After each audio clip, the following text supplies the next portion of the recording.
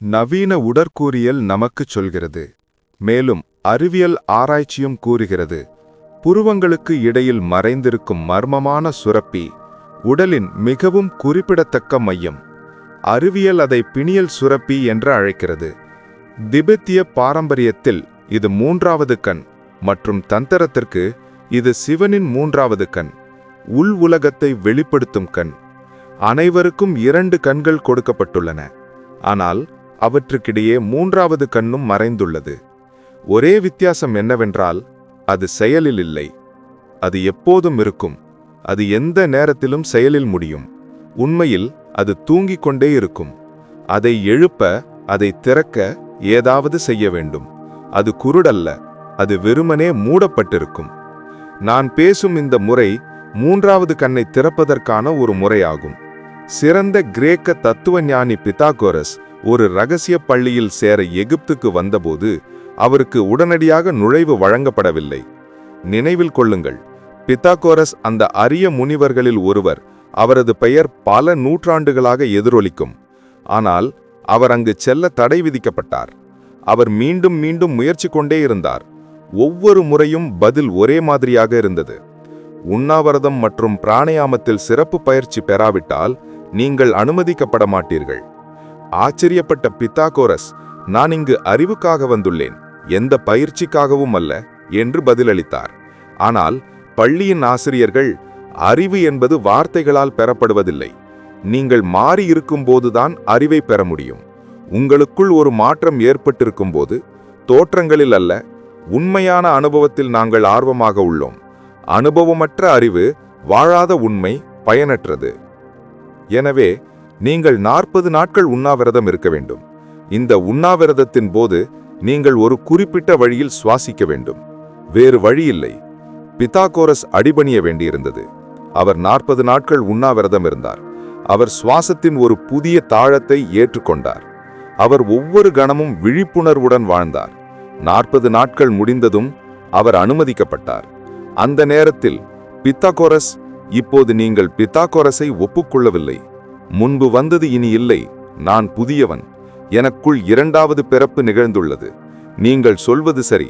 நான் தவறு செய்தேன். முன்பு என் பார்வை வெறும் அறிவு சார்ந்ததாக இருந்தது. அது தலையில் சிக்கிக் கொண்டது.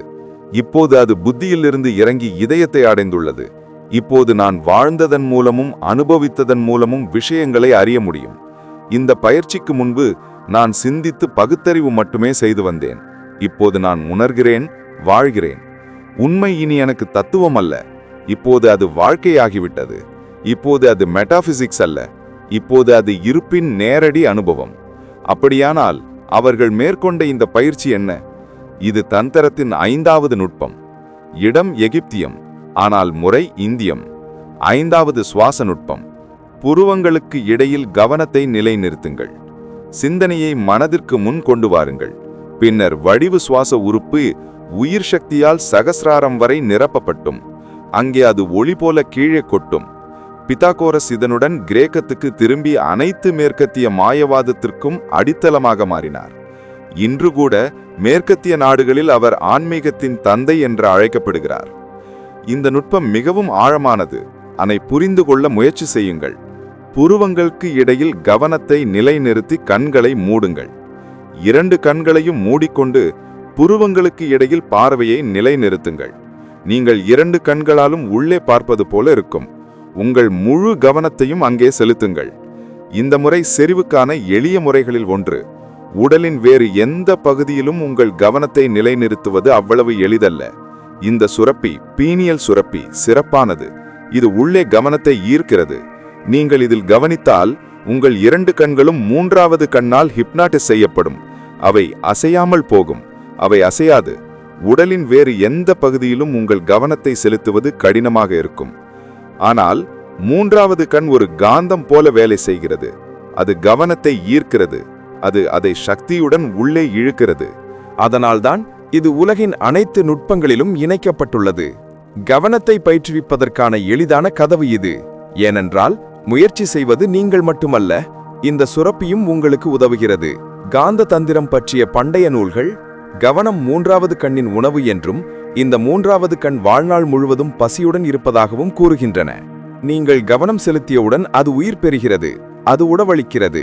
கவனம் அதன் உணவு என்றும் உங்கள் கவனம் அதை ஒரு காந்தம் போல ஈர்க்கிறது என்றும் நீங்கள் உணர்ந்தவுடன் கவனம் இனி கடினமாக இருக்காது. நீங்கள் செய்ய வேண்டியது சரியான புள்ளியை அடையாளம் காண்பதுதான். எனவே உங்கள் கண்களை மூடு. உங்கள் கவனத்தை 2 கண்களுக்கு இடையில் அலைய விடுங்கள். அந்த புள்ளியை கண்டுபிடியுங்கள், அதை உணருங்கள். நீங்கள் அந்த புள்ளியை மிக அருகில் வரும்போது திடீரென்று உங்கள் கண்கள் அசையாமல் போகும். அவற்றை நகர்த்துவது கடினமாகிவிடும். பின்னர் நீங்கள் சரியான கதவை கண்டுபிடித்து விட்டீர்கள் என்பதை அறிந்து கொள்ளுங்கள். புருவங்களுக்கு இடையில் உங்கள் கவனத்தை நிலைநிறுத்தி உங்கள் மனதிற்கு முன்னால் உள்ள எண்ணங்களை கவனியுங்கள். இந்த கவனத்தை நீங்கள் அடைந்தால் முதல் முறையாக உங்களுக்குள் ஒரு அற்புதமான நிகழ்வு ஏற்படும். முதல் முறையாக உங்கள் எண்ணங்கள் உங்களுக்கு முன் நகர்வதை காண்பீர்கள். நீங்கள் அவற்றிலிருந்து தனித்தனியாக இருக்கிறீர்கள். நீங்கள் ஒரு சாட்சியாகிவிட்டீர்கள். ஒரு சினிமா திரையில் காட்சிகள் மாறுவது போல எண்ணங்கள் வந்து போவதை நீங்கள் காண்பீர்கள். நீங்கள் வெறும் பார்வையாளராக இருப்பீர்கள். உங்கள் கவனம் 3வது கண்ணின் மையத்தில் நிலைநிறுத்தப்பட்டவுடன் நீங்கள் உடனடியாக எண்ணங்களுக்கு சாட்சியாகிவிடுவீர்கள். பொதுவாக நீங்கள் ஒரு சாட்சி அல்ல, நீங்கள் எண்ணங்களுடன் அடையாளம் காண்கிறீர்கள். கோபம் எழுந்தால் நீங்கள் கோபமாகிவிடுவீர்கள். ஒரு எண்ணம் எழுந்தால் அதை காண்பதற்கு பதிலாக நீங்கள் அதனுடன் ஒன்றாகிவிடுவீர்கள். நீங்கள் அதனுடன் அடையாளம் கண்டுகொண்டு அதனுடன் பாய்கிறீர்கள். நீங்கள் எண்ணத்தின் வடிவத்தை எடுத்துக்கொள்கிறீர்கள். நீங்கள் எண்ணமாக மாறுகிறீர்கள். காமம் எழும்போது நீங்கள் காமமாகிவிடுவீர்கள். கோபம் எழும்போது நீங்கள் கோபமாகிவிடுவீர்கள்.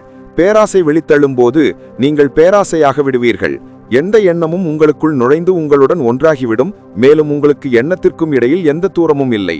ஆனால் நீங்கள் 3வது கண்ணில் நிலைத்தவுடன் சாட்சி கூறும் உணர்வு திடீரென்று தோன்றும். 3வது கண் உங்களை ஒரு சாட்சியாக ஆக்குகிறது. இந்த சிவனின் கண் மூலம் வானத்தில் மிதக்கும் மேகங்களையோ அல்லது சாலையில் செல்லும் மக்களையோ நீங்கள் கவனிப்பது போல எண்ணங்களை நீங்கள் கவனிக்க முடியும். உங்கள் ஜன்னலிலிருந்து வானத்தை பார்க்கும்போது அல்லது கடந்து செல்லும் மக்களை பார்க்கும்போது நீங்கள் அவர்களுடன் அடையாளம் காண மாட்டீர்கள். நீங்கள் பற்றற்றவராக உணர்ச்சியற்ற பார்வையாளராக இருக்கிறீர்கள். அதே போல இப்போது கோபம் எழும்போது அதை ஒரு பொருளாக கவனிக்கிறீர்கள். நீங்கள் இனி நான் கோபமாக இருக்கிறேன் என்று நினைக்க மாட்டீர்கள். மாறாக நான் கோபத்தால் சூழப்பட்டிருப்பதை அனுபவிக்கிறீர்கள். கோபத்தின் மேகம் உங்களை சுற்றி சுழன்றுள்ளது. நீங்கள் இனி கோபமாக இல்லாத போதுதான் கோபம் சக்தியற்றதாகிவிடும். அது உங்களை தொட முடியாது. பின்னர் நீங்கள் தீண்டப்படாமல் இருப்பீர்கள். கோபம் வந்து செல்கிறது. நீங்கள் மையமாக இருக்கிறீர்கள். இந்த 5வது முறை சாட்சியத்தை அடைவதற்கான முறையாகும். புருவங்களுக்கு இடையில் உங்கள் கவனத்தை நிலைநிறுத்தி உங்கள் மனதிற்கு முன்னால் உள்ள எண்ணங்களை கவனியுங்கள். இப்போது உங்கள் எண்ணங்களை கவனியுங்கள். எண்ணங்களை அனுபவிக்கவும். பின்னர் 1000 மடங்கு வடிவம், அதாவது சுவாச உறுப்பு பிராணனால் நிரப்பப்படட்டும். அது ஒளி போல கீழே கொட்டும். புருவங்களுக்கு இடையில் உள்ள சிவனின் கண்ணின் மையத்தில் கவனம் செலுத்தப்படும் போது 2 விஷயங்கள் நடக்கும். முதலில் நீங்கள் திடீரென்று ஒரு சாட்சியாக மாறுகிறீர்கள். இது 2 வழிகளில் சாத்தியமாகிறது. முதலில் நீங்கள் ஒரு சாட்சியாக மாறினால் என்ன நடக்கிறது என்பதற்கு ஒரு சாட்சியாகத்தான் 3வது கண்ணில் நிலைத்திருப்பீர்கள். நீங்கள் நோய்வாய்ப்பட்டிருக்கிறீர்கள். உங்கள் உடலில் வலி உள்ளது, வேதனையும் உள்ளது. என்ன நடக்கிறது என்பதோடு உங்களை அடையாளம் காணாதீர்கள். ஒரு சாட்சியாக இருங்கள், வெறும் பார்வையாளராக இருங்கள். சாட்சி கூறுவது சாத்தியமானால் நீங்கள் 3வது கண்ணில் நிலைத்திருப்பீர்கள். 2வதாக இதற்கு நேர்மாறாகவும் நிகழலாம்.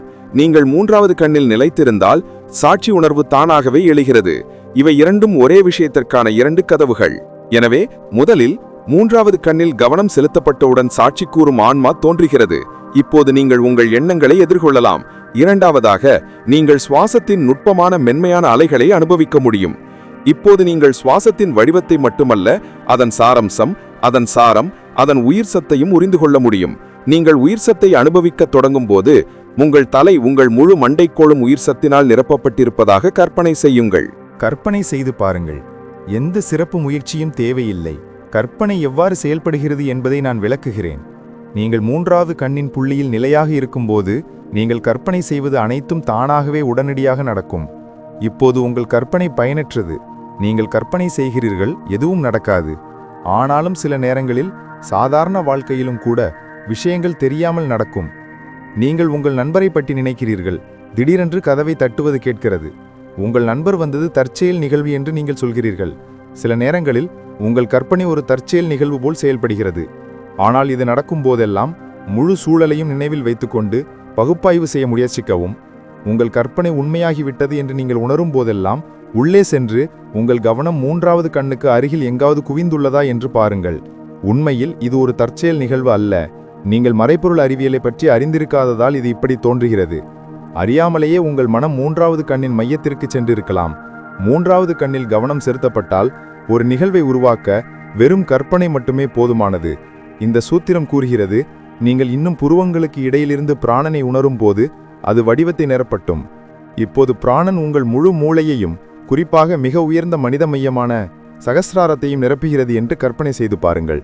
அந்த நொடியிலேயே அதை கற்பனை செய்து பாருங்கள், அது தொடர்ந்து நிரம்பும். அதே பிராணன் உங்கள் சகஸ்ராரத்திலிருந்து ஒளியைப் போல பொழிவதை கற்பனை செய்து பாருங்கள். அது பாயத் தொடங்கும். அந்த ஒளி மழையில் நீங்கள் புத்துணர்ச்சி பெறுவீர்கள். நீங்கள் மீண்டும் பிறப்பீர்கள். நீங்கள் முற்றிலும் புதியவராக மாறுவீர்கள். இதுவே உள்பிறப்பின் அர்த்தம்.